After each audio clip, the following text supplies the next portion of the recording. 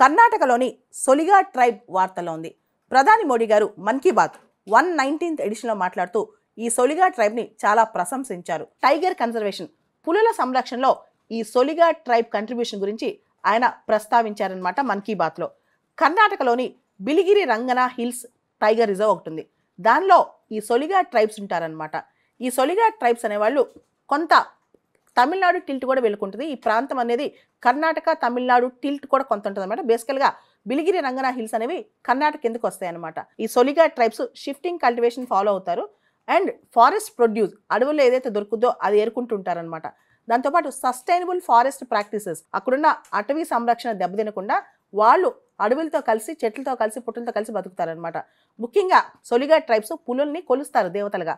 ఇక్కడ వాళ్ళు పులుల్ని దొడ్డ నాయి అంటే బిగ్ డాగ్ అని పిలుస్తూ ఉంటారనమాట. దొడ్డ నాయి అంటే వాళ్ళ భాషలో బిగ్ డాగ్ అనమాట. స్పిరిచువల్గా, వాళ్ళ కల్చరల్గా వాళ్ళు టైగర్స్ వాళ్ళకి చాలా కనెక్ట్ ఉంటుంది, ఎమోషనల్ కనెక్ట్ కూడా ఉంటుంది అనమాట. కాబట్టి సొలిగా ట్రైబ్స్ని ఈ బిలిగిరి రంగన టైగర్ రిజర్వ్లోనే వండిస్తారనమాట.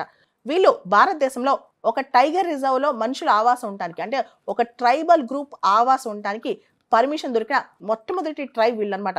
మన దేశంలో ఉన్న ఫారెస్ట్ రైట్స్ యాక్ట్ ప్రకారం ఈ సొలిగా ట్రైబ్కి ఆ హక్కు వచ్చిందనమాట.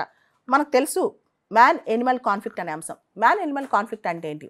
ఎక్కడైతే ఎనిమల్స్ సంచరిస్తుంటాయో మనుషులు కూడా అక్కడికి వెళ్ళి వాళ్ళ డెవలప్మెంటల్ యాక్టివిటీస్ అక్కడ ఉండి వాళ్ళ ఆవాసాలు అక్కడుంటే ఖచ్చితంగా మ్యాన్కి ఎనిమల్కి మధ్య కాన్ఫ్లిక్ట్స్ వస్తాయి. ఉదాహరణకి రైల్వే ట్రాక్ వేస్తాం, అక్కడి నుంచి ఏనుగులు వెళ్తూ ఉంటాయి, యాక్సిడెంట్ గురవుతాయి. అదేవిధంగా చాలా ఎనిమల్స్, లయన్స్ కావచ్చు, టైగర్స్ కావచ్చు, లేకపోతే ఎలిఫెంట్స్ కావచ్చు, ఇవన్నీ కూడా టెరిటోరియల్ ఎనిమల్స్ అనమాట. వీటికి చాలా విస్తీర్ణం కావాలి. సాధారణంగా ఈ టైగర్ రిజర్వ్స్లో మనుషులను కానీ ట్రైబల్ గ్రూప్స్ని కానీ ఆవాసాలు ఉంచరు అనమాట. దానివల్ల మ్యాన్ ఎనిమల్ కాన్ఫ్లిక్ట్ వస్తుందని భావిస్తారు. అయితే ట్రెడిషనల్గా, సనాతనంగా సొలిగా ట్రైబ్స్ యొక్క ఆచారం ఏంటంటే వాళ్ళు టైగర్స్ని కొలుస్తారు, దేవతలుగా భావిస్తారు, వీటికి పూజలు కూడా చేస్తుంటారంట. అండ్ ఈ సొలిగా ట్రైబ్స్ ఫారెస్ట్ ప్రొడ్యూస్ ఏదైతే ఉందో, అంటే అడవిలో ఉండేది ఏదైతే కలెక్ట్ చేసుకుంటుంటారో కొంత భాగం వైల్డ్ లైఫ్ వదిలిపెడతారంట. మొత్తం ఆశ కొద్దీ మొత్తం వీళ్ళే తీసేసుకుని అమ్మేసుకోరు. కొంత భాగం వైల్డ్ లైఫ్ వదిలిపెట్టి కొంత వీళ్ళు తీసుకుంటారంట. అంతేకాకుండా ఎవరైతే అడవి సంరక్షణ అధికారులు ఉన్నారో వాళ్ళకి వీళ్ళు చాలా అసిస్ట్ చేస్తారంట. ఎలా హ్యాబిటాట్ ప్రొటెక్ట్ చేయాలి, ఎలా కన్జర్వేషన్ చేయాలి, ఫైర్ ప్రివెన్షన్ ఎలా చేయాలి, ఇలా అన్నిటి మీద ఈ ట్రైబల్ గ్రూప్కి అవగాహన ఉండటం వల్ల అక్కడున్న ఫారెస్ట్ అఫీషియల్స్ కూడా వీళ్ళు చాలా హెల్ప్ చేస్తా, సపోర్ట్ చేస్తూ ఉంటారంట. భారతదేశంలోని నేషనల్ టైగర్ కన్జర్వేషన్ అథారిటీ ఈ సొలిగా ట్రైబ్స్ వీళ్ళు చేసిన కన్జర్వేషన్ యాక్టివిటీస్ కానీ, ప్రొటెక్షన్ యాక్టివిటీస్ కానీ వీటన్నిటిని గుర్తిస్తూ వీళ్ళ కంట్రిబ్యూషన్ చాలాసార్లు గుర్తించిందనమాట.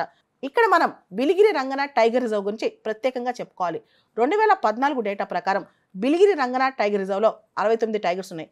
అదే 2018 national tiger conservation authority report ప్రకారం ఇక్కడ 86 టైగర్స్ ఉన్నాయంట. దీనికి కారణం సొలిగా కమ్యూనిటీస్ వీటి ప్రొటెక్షన్ మీద ప్రత్యేకమైన దృష్టి పెట్టడమే. అదేవిధంగా 2022లో national tiger conservation authority report ప్రకారం ఏదైతే బిలిగిరి రంగన టైగర్ రిజర్వ్ ఉందో అక్కడ టైగర్ సంఖ్య కాస్త తగ్గినా సరే పులుల సంరక్షణలో ఈ సొలిగా ట్రైబ్స్ యొక్క పాత్ర చాలా ఎక్కువ ఉందని, కీలకంగా ఉందని చెప్పి అక్కడ అందరూ భావిస్తుంటారు. ప్రధాని మోడీ గారు కూడా ఇదే విషయంలో ఈ సొలిగా ట్రైబ్స్ని మన్ కీ బాత్లో ప్రత్యేకంగా పొగిడారు. భారత ప్రధాని మోడీ గారు మన్ కీ బాత్లో సొలిగా ట్రైబ్స్ గురించి ప్రస్తావిస్తూ ఇంకొన్ని ఇంపార్టెంట్ ఎగ్జాంపుల్స్ కూడా చెప్పారనమాట.